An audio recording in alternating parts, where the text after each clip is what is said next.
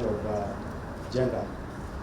We also have the Inspector General of Investigations and senior officials within the executive. Number two, on social media, you have given the example of the IG having to government or at least mistrust, because then again, what does those who are within that locality that week, then it disappeared. So where is called this Jumaisu? Any progress on that?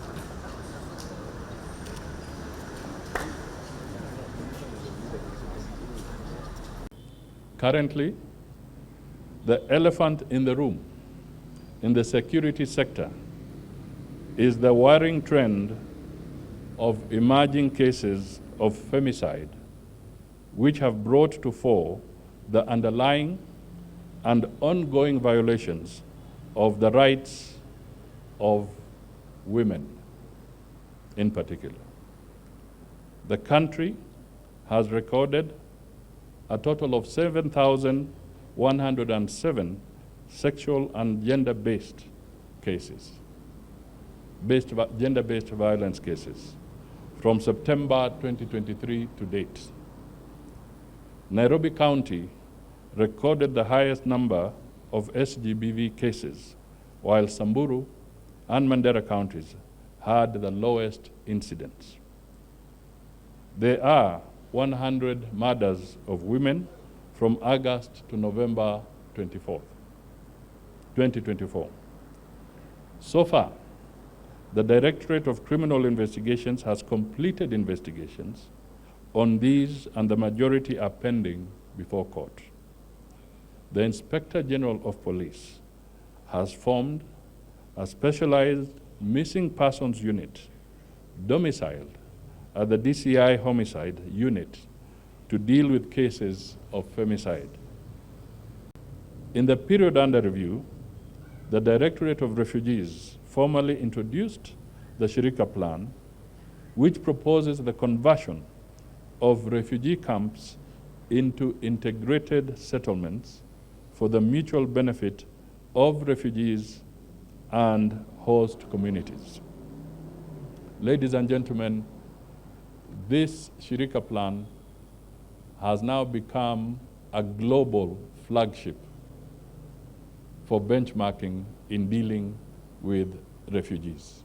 This is Kenya that has pioneered and led in this Shirika Plan. We invested in 2 modern printers with a combined capacity of producing 500 passports per hour. This investment, in tandem with the procurement of 1 million passport booklets, the recruitment of 300 immigration officers, and modifications of physical facilities, effectively resulted in the clearance of a backlog of 609,805 passports. So basically, there is no backlog now. The Directorate also opened 2 new offices in Kericho and Bungoma, taking services closer to citizens and effectively easing pressure on existing offices. To encourage the uptake of job opportunities arising out of the government's efforts to secure foreign jobs for its citizens, the Directorate also set up special desks to hasten the issuance of passports. On social media and the rise of sensational and misinformation, we request citizens to be vigilant to sensationalist social media posts and seek to verify the authenticity of information posted online. While social media is an invaluable tool for disseminating news, it has unfortunately been used by several individuals to manipulate public perception and pursue political agenda inconsistent with our national interests and against the sanctity of the Constitution. And let me just give a very recent example. Earlier in the week, the Inspector General of Police flew to one of the border areas in northern Kenya, where on the social media there was a buzz that 10 miners had been buried alive in that area. The Inspector General is here. They went there physically with his team, and it turned out the information was false. So ladies and gentlemen and fellow Kenyans, you can imagine you now remove the attention of the Inspector General from the focused area to a place where people are playing pranks. Suppose now there was a genuine emergency somewhere else. What happens? We need to address these things collectively.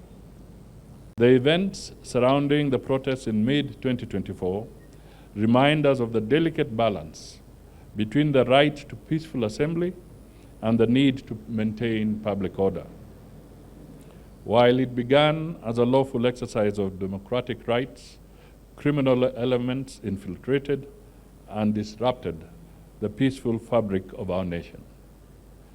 Though the majority of demonstrators sought to express their views lawfully, regrettably, criminal elements exploited the situation, leading to the tragic loss of life, a compromise of public safety, and the endangering of key national institutions, including Parliament and the Supreme Court. Our security services' response to the demonstrations aimed to restore peace and order. We deeply regret the loss of lives and injuries sustained during this period, both among civilians and security personnel. These losses are a solemn reminder of the collective need for vigilance and restraint. On the issue of the unfortunate incident of the demonstrators, the Inspector General has taken the necessary action, and he went even further. He even had a conversation with the organizers of the demonstrations and rendered a personal apology on behalf of the government of Kenya. So that was redressed in that context. On matters security, there is a decrease in general crime, including offenses such as robbery, break-ins, stock theft, vehicle thefts, dangerous drugs, traffic offenses, and corruption cases.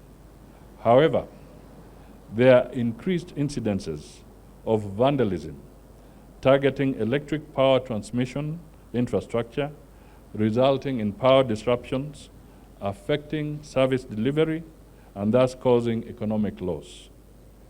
A total of 114 cases were reported across the country, and 81 cases are in court, and 33 are under investigation. As we approach the festive season and prepare for the opportunities and challenges of the coming year, the Ministry of Interior and National Administration wishes to reaffirm our commitment to ensuring the safety and security of all Kenyans and residents within our borders. The government upholds the rule of law and ensures that any criminal acts are dealt with firmly and in accordance with the law. This underscores our unwavering commitment to uphold the Constitution and protect the rights of all. To foster a culture of security, we call upon citizens to partner with law enforcement agencies, reporting criminal activities and suspicious behavior, and providing information to local authorities so that we can make a significant difference in building a safer society. On road accidents, the country has recorded an increase in serious injury due to road traffic accidents, rising by about 11% since 2023. There has, however, been a decrease in fatalities among drivers, passengers, pillion passengers, those are the ones who ride at the back of a motorcycle, and motorcyclists by 5.85%, 10%, 9%, and 10.05% respectively. The month of December normally records the highest number of fatalities. I therefore urge Kenyans in this festive season, especially public service vehicles, drivers, driving on long distance trips, to be careful and drive safely. To ensure the safety of our people during the festive season, I give the following directives to our security enforcement officers. 1, increased police presence and patrols along major highways, both day and night, to monitor and enforce compliance with traffic laws. The enhanced patrols will serve to discourage reckless driving and speed violations, and to prevent unlicensed and overloaded PSVs from operating. 2, strict enforcement of vehicle roadworthiness regulations, including ensuring that all PSVs have valid road service licenses, either for long distance or commuter routes. This will help ensure that only safe vehicles are on the road. 3, heightened action against illegal and unlicensed PSVs to prevent them from operating as passenger transport vehicles. Such vehicles should not be allowed to carry passengers as they do not meet the required standards for passenger safety as stipulated in the NTCA operations regulations of 2014. We need them to enforce speed limits across all major highways and prevent road crashes relating to speeding. Personal responsibility by law enforcement officers, base commanders and officers serving within their stations should do their utmost to preserve safety and ensure no incidents occur within their jurisdictions. Every officer must be actively engaged in monitoring, reporting, and addressing any issues of non-compliance to road safety regulations. This is critical to the national road safety goal of reducing road traffic fatalities by 50% before 2028. The enhanced multi-agency collaborations have also led to the recovery in our airports of 2,540 kilograms of elephant ivory, 14,547 kilograms of bushmeat, and 5.92 kilograms of rhino horns. 5 suspects were arrested and prosecuted this year. The focus on the North Rift counties involving National Police and the Kenya Defence Forces has seen a 62% decrease in cattle rustling cases in Baringo, Turkana, Samburu, Elgeyo Marakwet, West Pokot, Marsabit, Laikipia, Isiolo, and Meru counties, where certain areas were earlier gazetted as disturbed and dangerous. These successes can be attributed to the coordinated multi-agency operation Maliza Uhalifu in the North Rift. Relatedly, 250 suspects, including 14 political leaders, were arrested and processed during the same period. The multi-agency operation updates as of 17th December 2024 indicate that 240 firearms were surrendered, while 14,598 cows were recovered. Unfortunately, 179 civilians were killed and 4 officers lost their lives. Following the resultant peace in the once volatile area, the government has completed rebuilding 11 primary schools.